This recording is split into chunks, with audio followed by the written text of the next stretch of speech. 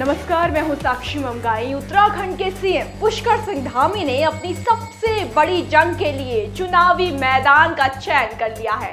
खटीमा में खाई शिकस्त उन्हें चंपावत की सरजमी पर ले आई है और यहीं की जनता परखेगी अब भाजपा हाईकमान की परख को।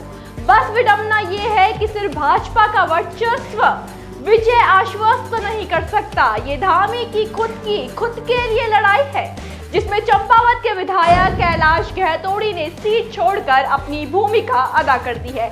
लेकिन सवाल है कि पहले दिन से भाजपा के ये विधायक इतने आतुर क्यों थे सीएम को अवसर अपनी सीट से देने के लिए। इसके अलावा क्यों सीएम ने इसी सीट को अपनी धाकड़ वापसी के लिए चुना, और सबसे अहम, कितना सुरक्षित है मुख्यमंत्री के लिए ये मैदान।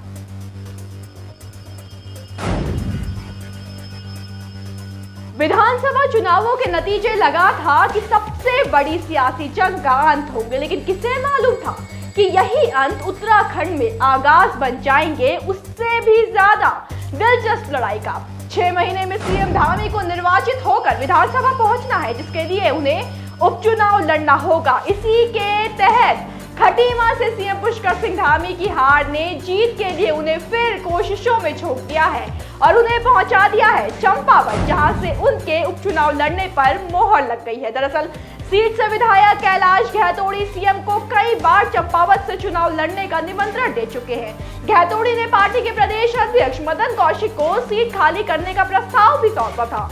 विचार विमर्श के बाद बुधवार को इसे लेकर फैसला हुआ और आखिरकार कैलाश चंद्र गहतोड़ी के विधायक पद से इस्तीफा सौंपने के बाद सस्पेंस से पर्दा उठा।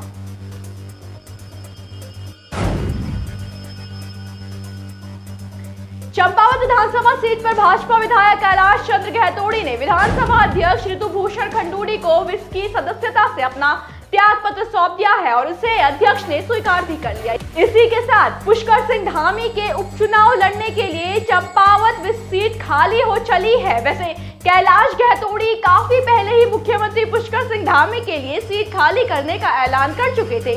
इतना ही नहीं, गहतोड़ी अपने भ्रमण पर जनता से धामी को जिताने की अपील आधारित घोषणा से पहले ही करने लगे थे। अगर आपको याद होगा तो खुद धामी भी संकेत दे चुके थे कि वो इस सीट से लड़ने का प्रस्ताव संगठन के आगे रखेंगे। अब केंद्र की तरफ से इस पर हामी भर दी गई है। वैसे देखा जाए तो कई विकल्प होने के बावजूद पार्टी के पास चंपावत ही एकमात्र विकल्प था, लेकिन क्यों?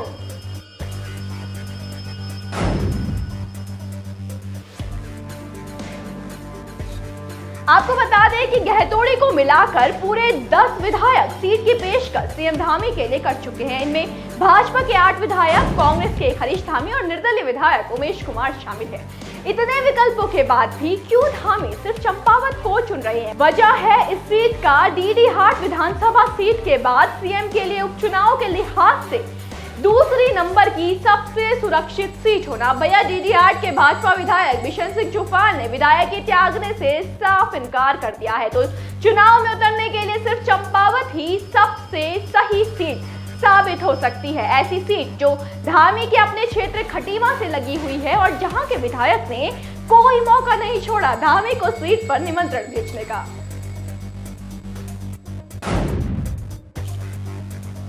कई प्रदेशवासी ऐसे होंगे जिनके मन में ये सवाल जरूर उठा होगा कि आखिर गहतोड़ी क्यों अड़े रहे सीएम को चंपावत से लड़वाने में और खुद की विधायक की खुद ही छोड़ देने में। इसके 2 जवाब है। पहला, सीएम पुष्कर सिंह धामी भाजपा का वो युवा चेहरा है जिसके नेतृत्व में 47 सीटों का आंकड़ा पार्टी ने प्रदेश में छुआ, इसलिए उनकी और दल का दायित्व गहतोड़ी को सीट की पेशकश करने की सबसे बड़ी वजह दे गया। दूसरा, अगर जानकारों के नजरिए से देखें तो सियासत में त्याग की एक ऊंची कीमत होती है। राजनीति पर पैनी नजर रखने वाले मानते हैं कि कैलाश गहतोड़ी को पार्टी एक ऊंचे ओहदे से जल्द ही नवाजेगी।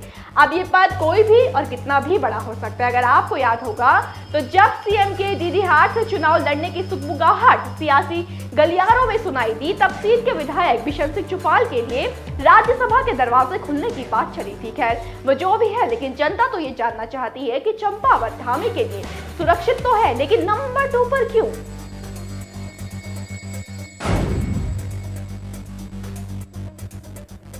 दरअसल सीएम पुष्कर सिंह धामी का मुकाबला चंपावत में किसी और से नहीं बल्कि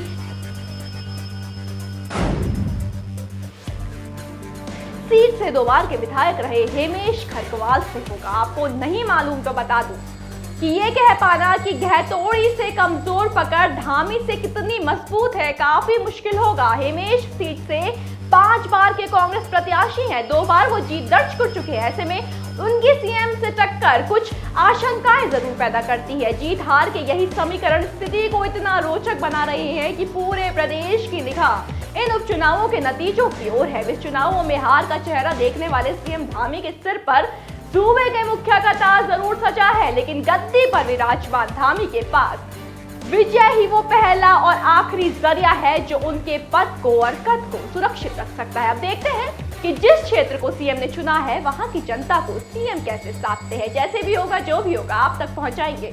बस बने रहे देवभूमि इंसाइडर के साथ। आज ही डाउनलोड करें देवभूमि इंसाइडर ऐप।